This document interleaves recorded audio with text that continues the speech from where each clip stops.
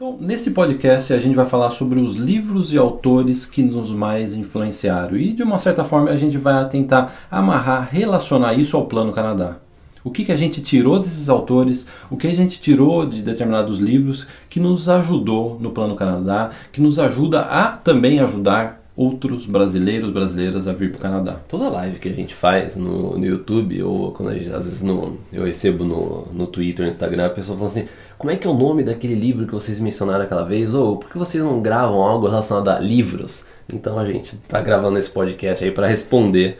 A gente não sabe quantas, vai ser uma ou duas partes, mas a gente vai tentar trazer esse conteúdo para vocês aqui nesse podcast. Vamos começar surpreendendo as pessoas. O primeiro livro da lista são os livros do Monteiro Lobato, livros da nossa infância. Não, a gente não está brincando, não. O livros Monteiro Lobato, por quê? Eu e o Caio, a gente cresceu numa época que não tinha internet, não tinha YouTube, não tinha Instagram. A nossa única diversão ou era assistir desenho animado ou ler livros. Como a gente teve a sorte de ter uma mãe que leu sempre muito livro, tinha uma mini biblioteca em casa, a gente morava em apartamento, então ela tinha um cômodo lá cheio de livros, ela nos incentivou a ler Monteiro Lobato. Sabe o que é legal do Monteiro Lobato? O que Monteiro Lobato, que Sítio do Pica-Pau Amarelo, lembra? Tem a ver com o Plano Canadá. Tem tudo a ver pra gente, na nossa trajetória, porque foi fazendo esse tipo de leitura fantástica, ou seja, uma leitura numa história num sítio, de um menino, de uma menina que começa a brincar no sítio e de repente sai de uma brincadeira, sai da rotina normal de uma brincadeira no sítio e vira uma viagem fantástica. Chega a ter histórias do Sítio Pica-Pau Amarelo que eles constroem uma nave espacial. Um sabugo de milho ajuda eles a construir uma nave espacial.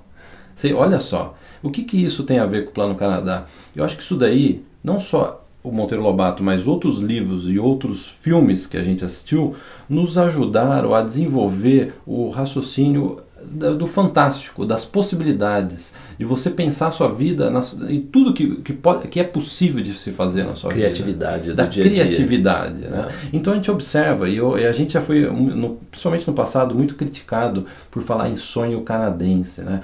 Realize o sonho canadense. Por muito tempo a gente teve no nosso site Realize o sonho canadense. A verdade é a seguinte, que a nossa infância, nos formou de uma forma é engraçado, que nos possibilitou a nos permitir a sonhar, mesmo a gente não sendo rico, mesmo a gente vindo de uma tradicional família de classe média brasileira, a gente desde criança sonhou, a gente sempre brincou também de Sítio do Pica-Pau Amarelo, de montar cabanas, montar casas, montar empresas, brincar, né, de empresa, brincar de cidade, montar cidades no nosso quarto. Lembra que as nossas, umas brincadeiras favoritas que a gente tinha era fazer país. Lembra que tinha fronteira e naquela época o dinheiro, né, lembra que tinha marca d'água? Então o que a gente fazia? A gente pegava 2 papéis e desenhava a marca d'água dentro, a gente fazia como se fossem dinheiros dos países. E tinha fronteira, você precisava de um documento para entrar no país. E a gente ficava brincando disso no apartamento, assim, o dia inteiro. A tarde inteira. Né? A gente teve também aquela fase que a gente teve uma fábrica de carros. Lembra? A gente fazia... Papelão, né? A gente fazia carro de papelão, de miniatura, assim. E dentro também do carro, com os bancos, os diferentes tipos do carro, era modelo esporte. Até hoje a gente tem guardado livros aqui, que nossos pais trouxeram, que mostrava todos a parte como se fosse as brochuras dos carros que a gente vendia. A gente tinha documentação. A gente trabalhava como se a gente fosse uma empresa quais mesmo. Opcionais que eram de acordo com os níveis. Então a gente produzia o carro. Depois de produzido, a gente ia para a fase de teste. Lembra que a gente fazia teste de batida, teste de conforto, teste... E tinha todo como se fosse depois um report do como é que aquele carro, qual que foi a performance daquele carro em diferentes quesitos. O que dá para melhorar. O que dava para melhorar, né? A próxima linha, a linha do ano que vem, o que ia ter de diferença. Isso a gente está falando de histórias dos anos 80, pessoal. E assim, para fechar essa primeira parte do podcast, o que a gente quer dizer com isso é que é muito importante leituras fantásticas, não só leituras técnicas. Porque a leitura fantástica ela vai desenvolver, principalmente a partir de quando você é criança. Quem está ouvindo e tem filho, a leitura fantástica vai desenvolver no seu filho esse raciocínio de se abrir para as possibilidades. E a gente vê muitos adultos, às vezes, atravadões, Que até às vezes criticaram no passado, como que vocês podem propor uma alternativa que não seja a minha rotina, a minha miserável rotina? Né? Como que você ousa propor para mim eu sair da minha miserável rotina? Eu estou condenado a trabalhar nessa empresa o resto da minha vida. Isso é muito criativo para mim, né? Chega a ofender a pessoa, criativo, né? Eu acho que se a gente tem algo a lembrar da infância com relação a autores e livros, seria Monteiro Lobato. O Senhor dos Anéis a gente leu quando eu era um pouco já mais jovenzinho, né? Qualquer livro de leitura fantástica, leitura boa. Vamos colocar o Senhor dos Anéis aí que a gente... Senhor dos Anéis, nossa, foi um dos meus livros favoritos. Quando eu era pequeno eu li O Pequeno Vampiro, também uma série que também mexia muito com essa questão de criatividade. Muito legal também, nunca esqueci dessa série de livros também. E eu acho que o problema depois também, se você não tem esse contato, depois quando você fica adulto, parece que o nosso cérebro ele vai endurecendo nessa questão de você às vezes fazer algo diferente do normal, porque você já entra, é o momento que você já começa a entrar na rotina. Depois que nem quando eu era adolescente eu tive banda, porque eu queria de alguma forma colocar, daí eu comecei também a entrar nessa parte de computação. Mas o que acontece é que depois parece que a pessoa ela vai colocando, ela vai tendo limites. Eu acho que a própria vida coloca a pessoa já num corredor que a maioria das pessoas estão seguindo. Então se você está nesse corredor e você não tem aquele contato com a parte mais criativa, ou a parte do risco, a parte, sabe, de você pensar em algo diferente daquilo, você tende a ir naquele caminho de escola, você vai poder o ensino médio, a faculdade, o emprego, e você não consegue, durante o caminho, pensar em coisas que vão te tirar dele, que vai fazer com que você alcance outras coisas. É que nem aquele arreio no cavalo, sabe quando coloca o arreio no cavalo, o cavalo só consegue olhar pra frente.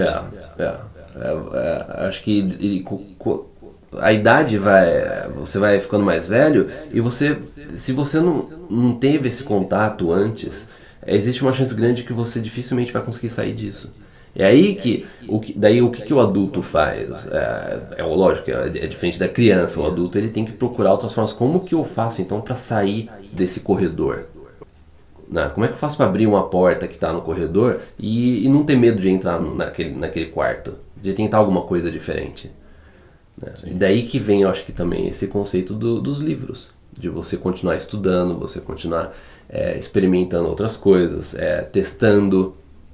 E pra gente, se você perguntasse, por exemplo, quando a gente toca essa questão, esse assunto de livros de autoajuda, né? A gente estava até conversando antes de gravar. Se perguntasse pra mim há 20 anos atrás, eu achava que era besteira. Eu também. Eu falava assim, não, livro de autoajuda não é pra mim.